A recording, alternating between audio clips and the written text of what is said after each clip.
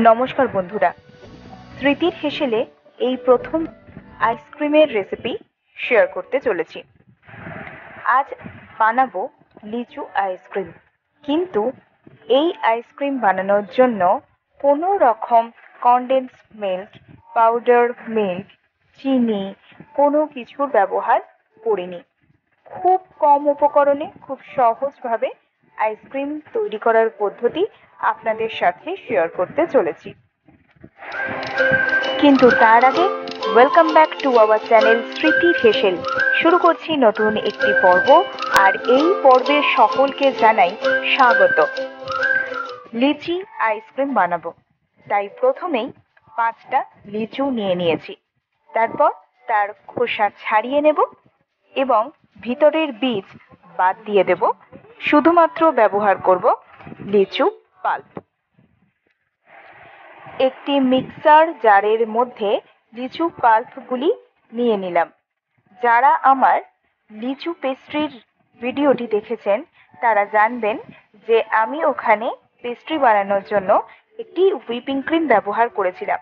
সেই বেঁচে যাওয়া গোলাপি রঙের হুইপিং ক্রিমটি আমি এই লিচুর সাথে দিয়ে দেব এবং পেস্ট করে নেব, দুটো উপকরণ একসাথে।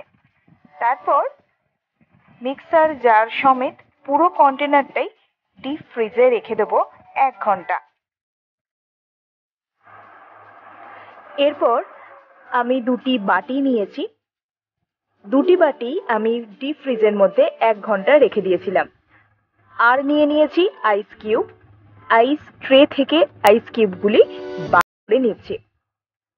ওপরের বাটি থেকে নিচের বাটিতে আইস কিউবগুলি ট্রান্সফার করে দিলাম এবং তার উপরে অপর বাটিটি বসিয়ে দিলাম।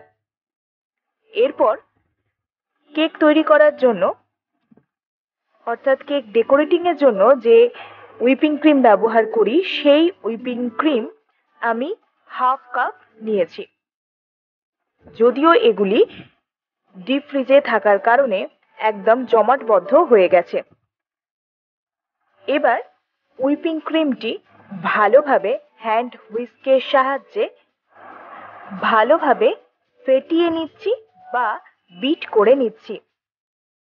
মোটামুটি 15 মিনিট বিট করলেই আইসক্রিমের জন্য পারফেক্ট ক্রিম বা ব্যাটার রেডি হয়ে যাবে।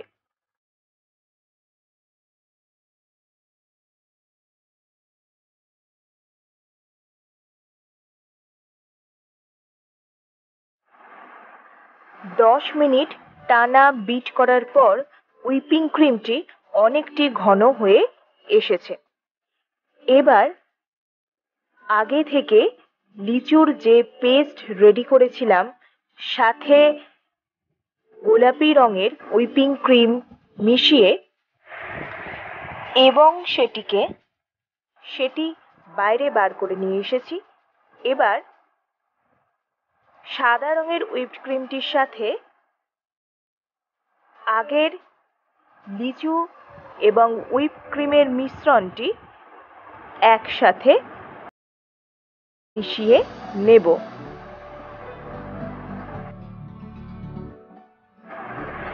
এরপর আমি লিচু ফ্লেভার অ্যাড করেছি আর ব্যবহার করেছি 2 থেকে 3 ড্রপ লাল রং।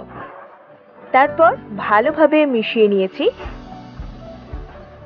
এবার আইসক্রিমের জন্য একদম ব্যাটার বা ক্রিম রেডি হয়ে গেছে।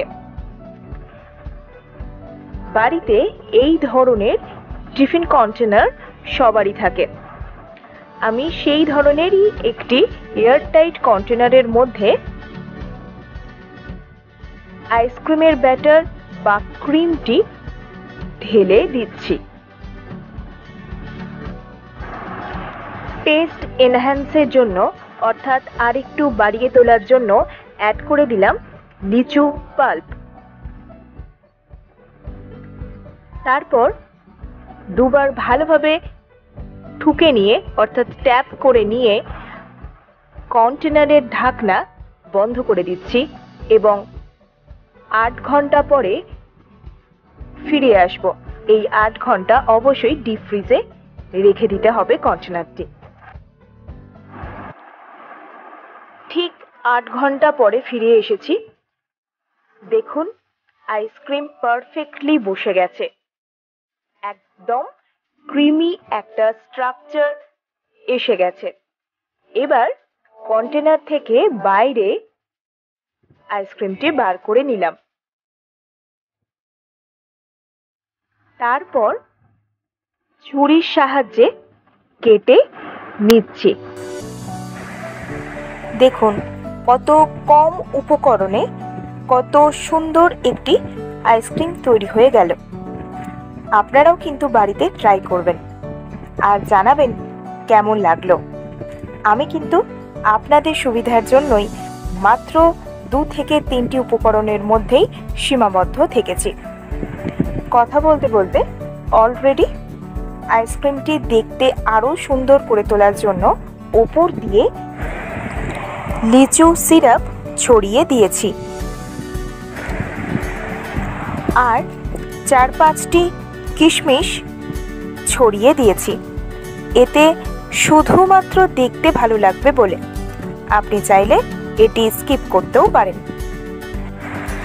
আজকের রেসিপি নিশ্চয়ই ভালো লেগেছে। রেসিপি ভালো লাগার জন্য একটি লাইক নিশ্চয়ই করে দিয়েছেন এতক্ষণে। যারা নতুন দর্শক তারা অবশ্যই চ্যানেলটিকে সাবস্ক্রাইব করে দিন। পাশে থাকা বেল আইকনটি অল করে প্রেস করে দেবেন। আর অবশ্যই আমাদের চ্যানেল সম্পর্কে, আমাদের ভিডিও সম্পর্কে যদি আপনার কোনো মতামত থাকে অবশ্যই সেটি কমেন্ট সেকশনে জানাবেন। ভালো থাকুন, সুস্থ থাকুন। ফিরে আসবো নতুন কোনো ভিডিও সাথে, নতুন কোনো রেসিপি নিয়ে। এতক্ষণ ধরে আমার ভিডিওটি দেখার জন্য অসংখ্য ধন্যবাদ।